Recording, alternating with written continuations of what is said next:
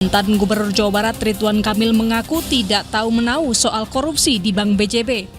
Namun saat dikonfirmasi mengenai temuan dana non-budgeter yang ditemukan KPK, RK bilang tidak tahu, itu dana pribadi dan tidak terkait dengan perkara ini. Aksi korporasi dari BUMD ini itu adalah dilakukan oleh teknis mereka sendiri. Gubernur hanya mengetahui aksi korporasi BUMD ini kalau dilaporkan, satu oleh direksi, dua oleh komisaris selaku pengawas, tiga oleh kepala biro BUMD atau menteri BUMN-nya kan. Tiga-tiga ini tidak memberi laporan semasa saya jadi gubernur. Makanya kalau ditanya saya mengetahui, saya tidak tahu. Apalagi terlibat, apalagi menikmati hasilnya dan lain sebagainya. Tidak mengetahui, maka semua yang pernah kami semua adalah dana pribadi. Dana pribadi sendiri tidak ada hubungan dengan perkara yang dimaksud. Sebelumnya KPK sudah menggeledah sejumlah lokasi terkait kasus ini, salah satunya rumah mantan Gubernur Jawa Barat Ridwan Kamil. Selain menyita dokumen, KPK juga menyita kendaraan milik Ridwan Kamil.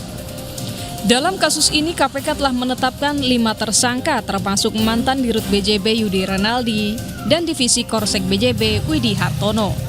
Tim Liputan, Kompas TV. Membahas lebih dalam soal aliran dana ke mantan Gubernur Jawa Barat Ridwan Kamil yang diusut KPK dalam perkara dugaan korupsi di Bank BJB, kita bahas bersama pakar tindak pidana pencucian uang, Ibu Yenti Garnasi. Selamat sore, Ibu Yenti. Sehat-sehat selalu, Bu. Selamat sore, sehat selalu. Bu Yenti, kita refer ke belakang bahwa ini kasus pengadaan iklan tahun 2021-2023 dan ini ada dugaan aliran dana ke sejumlah pihak. Tadi KPK sudah menggeledah pada bulan Maret lalu dan juga telah memanggil RK pada Desember awal kemarin. Lalu saat ini bagaimana KPK bisa menelusuri aliran-aliran dana ini dari dana non-budgeter bernilai 200 miliar rupiah? Ya, terima kasih. Ini kan agak lama ya, sekarang KPK lambat ya.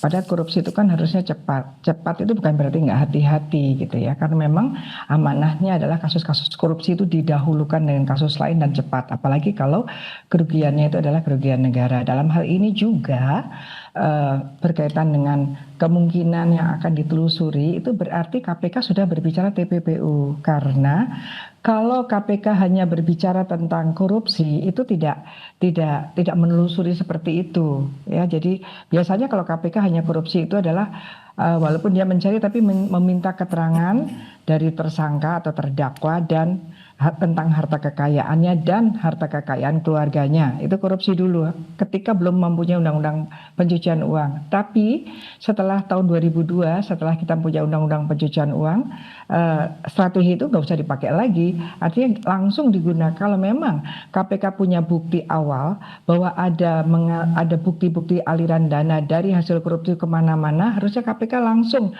menggunakan TPPU. Artinya gini, yang korupsi itu ketika mengalirkan uang hasil korupsi, yang diduga korupsi itu mengalirkan uang hasil korupsinya, dia kena TPPU aktif, dan siapapun itu yang menerima itu akan diterapkan TPPU pasif gitu.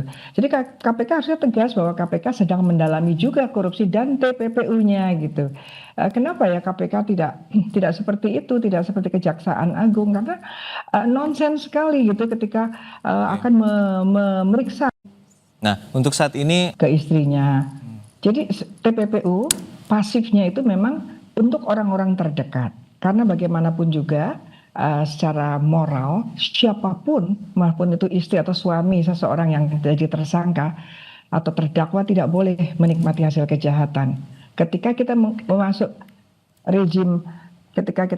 rejim anti pencucian uang, itu kita sudah bicara tentang kita sudah bicara tentang TPPU. Itu yang harusnya dipahami oleh KPK gitu. Ya. Dan saat ini sebenarnya KPK telah memeriksa dan juga saat pemeriksaan RK menyatakan bahwa dia tidak mengetahui terkait dengan kegiatan corporate secretary dari BUMD terutama BJB terkait dengan dana non-budgeter 200 miliar lebih ini. Dari pengamatan Anda sebenarnya bagaimana wewenang dari seorang gubernur untuk mengetahui adanya aktivitas terkait dengan pengadaan iklan terutama di Provinsi Jawa Barat? Sejauh ini kan KPK sudah lama sekali mulai Maret sampai sekarang. Saya kira KPK sudah pasti mempunyai bukti tentang itu. KPK mempunyai bukti awal tentang yang bersangkutan ya. Walaupun ini semua kan belum ada yang ditahan. Baru Ridwan Kamil juga hanya saksi. Tetapi harusnya segeralah KPK jangan ragu-ragu ya, ini masyarakat itu sudah mulai sangat curiga bahwa kalau pelaku-pelakunya itu adalah orang-orang tinggi, orang-orang yang punya apalagi ada keterkaitan dengan perpolitikan itu kok enggan gitu. Dan ini jelek sekali ya untuk foto potret pemberantasan korupsi kita gitu. Itu yang mestinya KPK bisalah menjadi harapan kita, apalagi kita baru saja kan hari anti korupsi tanggal 9 Desember kemarin ya, yang gaungnya tidak bergaung dan kemudian sekarang ini juga lambat sekali ya, banyak kasus-kasus yang ditunggu oleh masyarakat. Kalau memang penegak hukum Indonesia memang betul-betul penegak hukumnya itu akan memberantas korupsi, ya tentunya korupsi-korupsi yang sudah jadi PR di masa lalu, tahun-tahun lalu itu harus segera. Dan berkaitan dengan uang hasil korupsinya itu kejar pakai TPPU, jangan ragu-ragu. TPPU untuk apa kita punya TPPU? Baik, kita nantikan bagaimana langkah cepat KPK untuk menangani kasus dugaan korupsi pengadaan iklan BUMD atau Bank BJB di Provinsi Jawa Barat tahun 2021 hingga 2023. Sekali lagi terima kasih perspektifnya Ibu Yenti Garnasi, pakar tindak pidana pencucian uang di Kompas Petang.